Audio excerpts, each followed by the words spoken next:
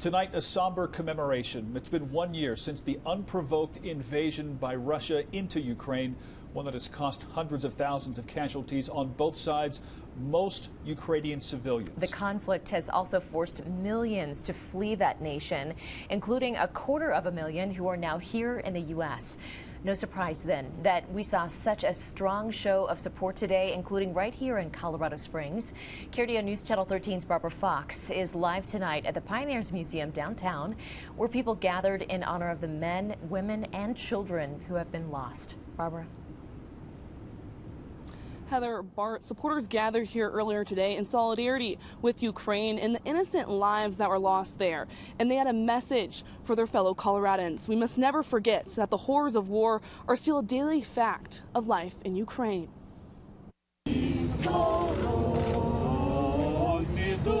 Wrapped in a Ukrainian flag, Irina Summers is mourning, crying tears for her home country. We live from our house 24 February 2022 year because start big war in my country, and we take it, our kids and our cat and leave from our house. Her family was one of the lucky ones, able to flee the chaos. But I leave from Ukraine first, I and children and my husband later. My mother and my sister with kids in Ukraine, but she's husband in the war now. Tonight, her heart is with her countrymen, remembering the horrific fight they are still waging. So many hours.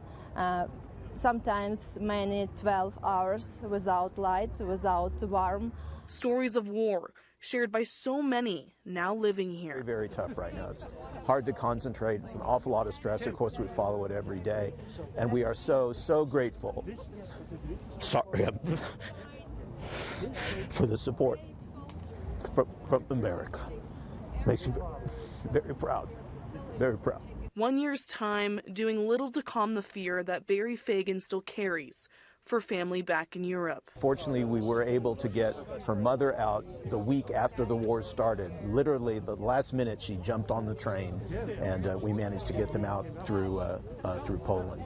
But it was very hard. It's very scary. It's very, very tough. His mother-in-law escaping, but his wife's children are still in Ukraine. We're very worried about them. Whether they're going to be alive the next day, whether Putin is just going to order some random attack on some random city in some random part of their random town that'll land on their random house and blow them to smithereens. So that's a big, big worry. So tonight, they are praying, hoping for change. I hope peace in my country.